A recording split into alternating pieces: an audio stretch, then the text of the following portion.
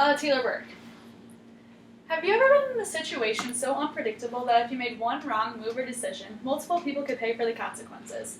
I've been in a situation much like that, and it was a little too close for comfort. An outstanding, beautiful day on the lake turned into a story without a doubt that will make its way across many campfires in the years to come. After an extensive 5-day week of babysitting, I could not wait to run for the weekend. It had been the first time going out camping since last summer, and I was anxious to get out on the water Friday night when we got there. Unfortunately, the weather didn't want to cooperate. We spent our night sitting out in the cool drizzle, hoping that the morning weather would bring us nothing but blue skies, sunshine, and a good time. When the morning finally came after a long, damp night, I awoke to the aroma and sizzling of bacon and eggs. I knew right then and there it was going to be a fantastic day. By mid-morning, we got everything loaded into the boat, and we were ready to soak up some sun for the rest of the day. For the remaining morning hours, I went tubing, skiing, kneeboarding, and other various activities with some of my family and friends. The water levels even happened to be so high that weekend that we got to touch the old rusty bridge on the overpassing interstate.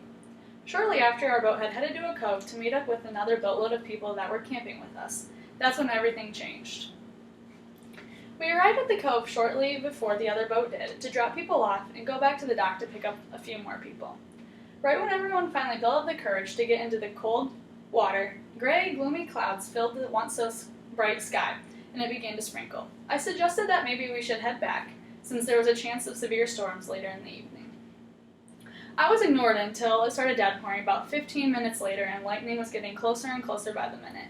It only took 2 short minutes from it being bad to being completely unsafe.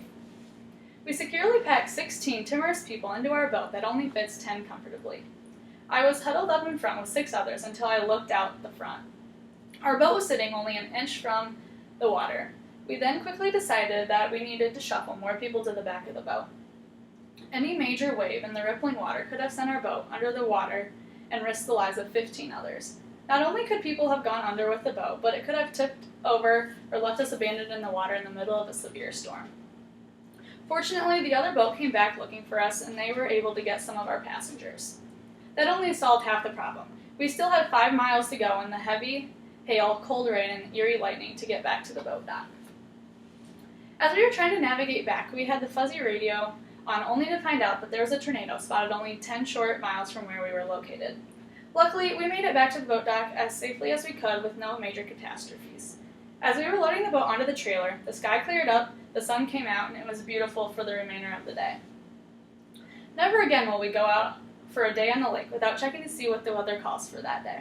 During our adventure, we all learned many different lessons and left with a wonderful campfire story to tell for many years down the road.